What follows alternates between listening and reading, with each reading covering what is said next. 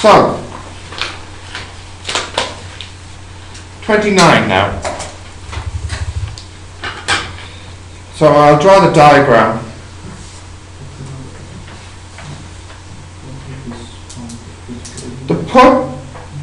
Are we listening? To put out a fire in a high building, water is pumped vertically upwards from a hose at a speed of 40. So what you have here is you have water and oh yeah, look what I learned how to do.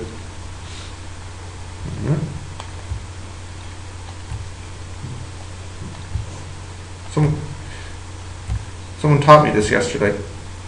Look at those nice straight lines. So you have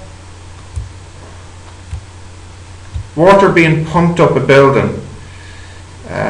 So look, I'll even colour it in for you. So you have your water being pumped up. Now, I like to think of it as like big blobs of water per second, because it says per second, it's 1800 per minute. So what's that per second? 1800 divided by 60, that's 30 kilograms a second. So every second, divide by 60. Now divide. It was 1800 kilograms per minute, and I want it per second. So every second, 30 kilograms of water is pushed up the pipe. That's how I picture it, okay?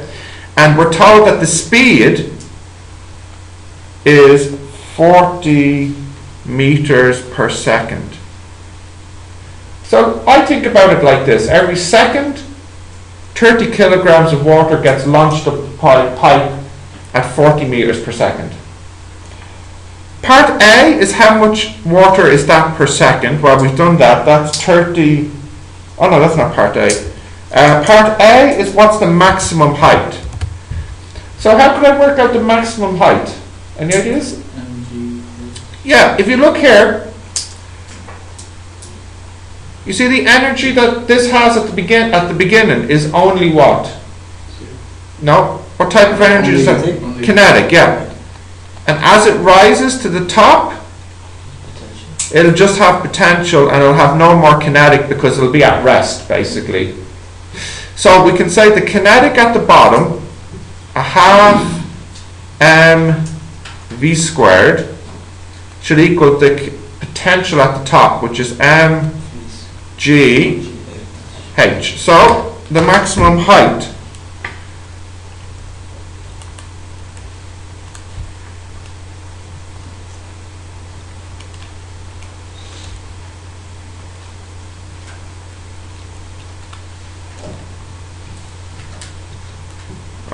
let's start it again.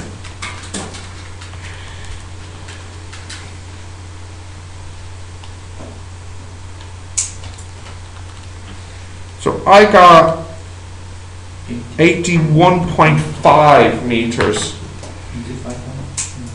for 549. So I'm going to say 81.5 meters. Now that's the maximum, and that one isn't really ever going to happen because that means the water isn't moving at the top. So when you want your water to go to the top, you still want it to have some kinetic. So this really is the maximum, but it's not useful. But it's the maximum. Okay, the B part now. What is the momentum given to the water per second? So, well, what's the formula for momentum? No? MV. So that would be 40 times 30, which is 1200. But let's be really careful with the units, okay? This is the momentum per second. So if you want, this is the momentum per second would equal 1200 kilogram meters per second. Just be careful with the units, okay? So the answer is 1200 kilogram meters per second, and maybe I'll separate it per second.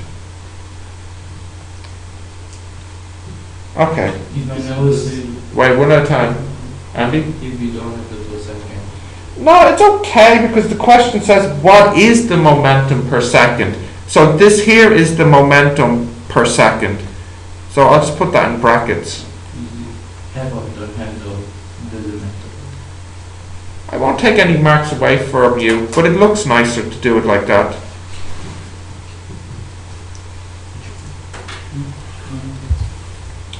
What is the downward force on the hose?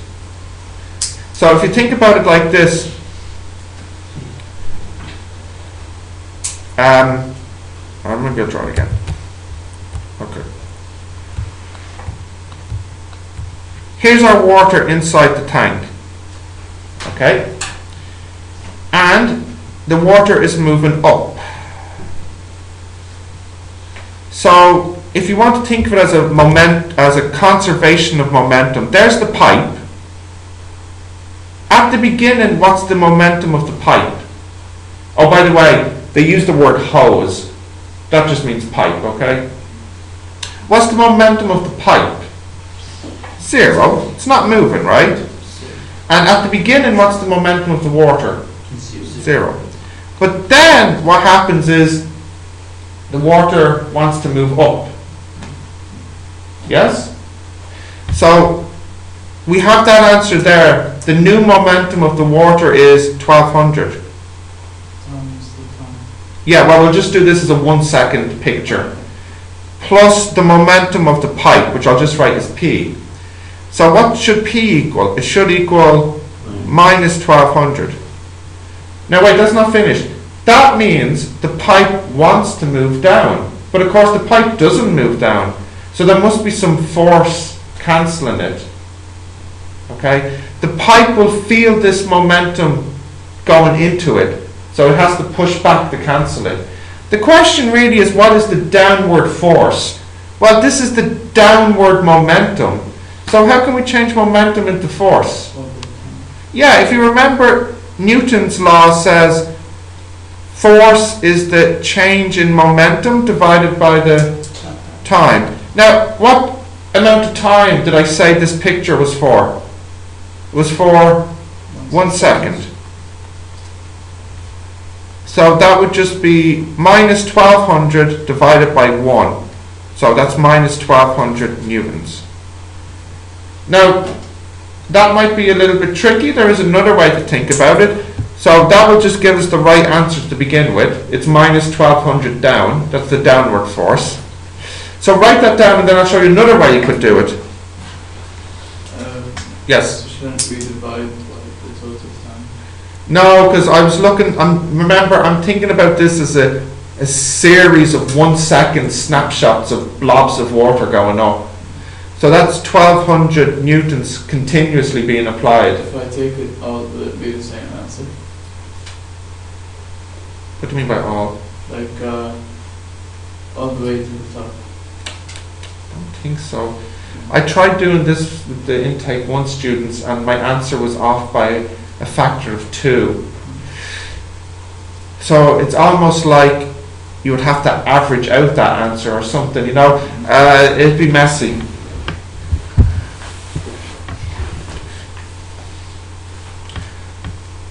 Now, let's think about this. Is there any other way we can calculate force? What's our other formulas for force?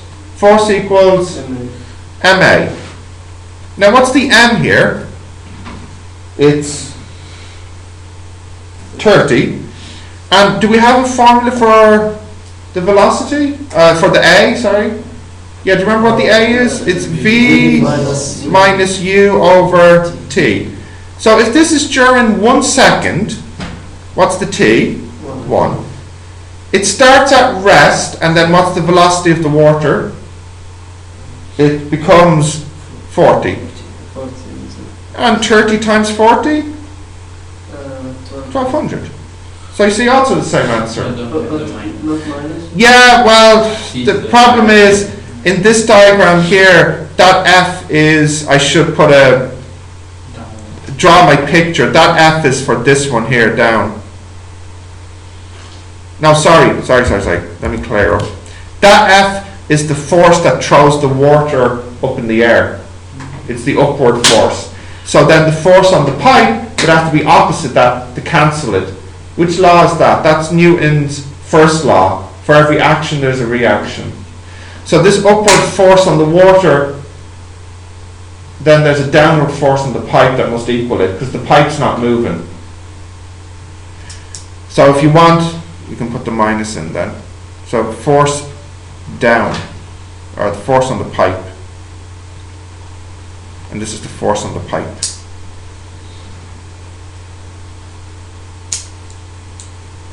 It's a bit like this. Can you look for a moment, please? What was I thinking of? Well, maybe not. No, forget it. So I've shown you two ways to get the answer.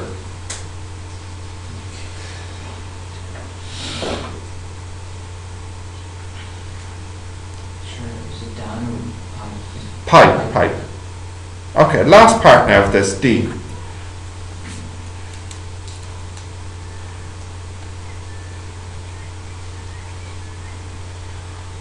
What is the power? So what's the formula for power? Work over time. So if I'm looking at 1 second intervals, the T will be 1. Now describe to me, what work is this pipe, this machine doing? It's taking water at rest, and then what is it doing to it? Moving it. So it's giving it kinetic energy. So it goes from no kinetic energy, and then it takes it and fires it up. So it gives it kinetic energy. But at the end of the day, what is the pump trying to do? It's trying to get the water from the ground to the top. So when the water reaches the top, it has potential energy. Yes? Where did it get that potential energy from?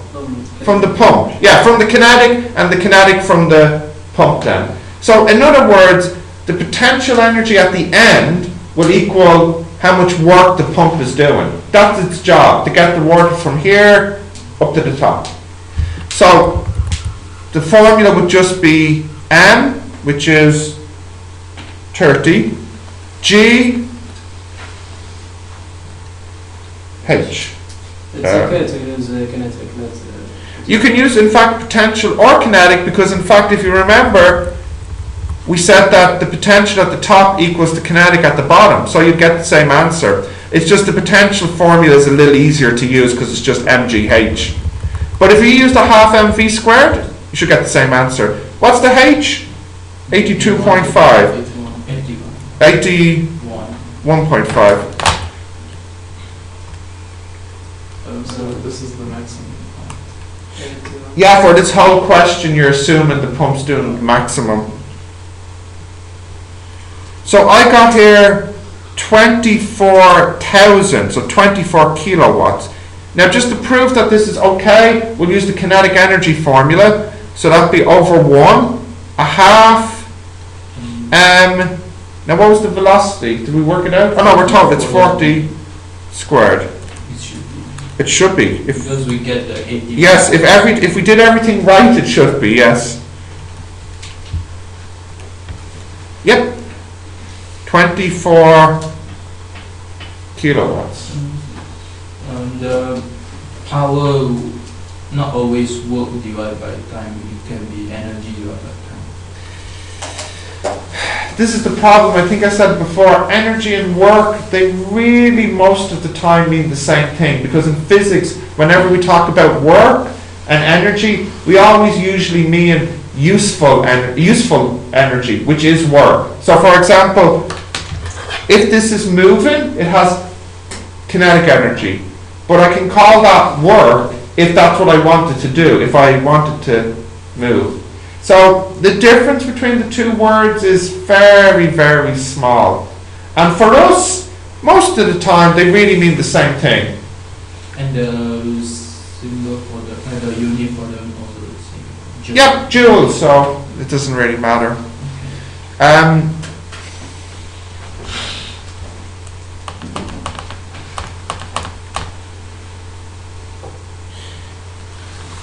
Now, I think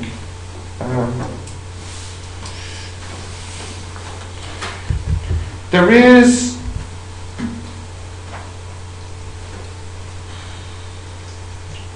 another way to do this to get at the right answer, but because it's much more difficult and much more confusing, I won't show it to you. And this is the way that they have it, they would like you to do it in the exam. I think they usually do the potential energy one as well because it's easier formula than the kinetic. Just a little easier. It's a little quicker to do. But you get the same answer anyways. So the power of this pump is 24 kilowatts. Okay.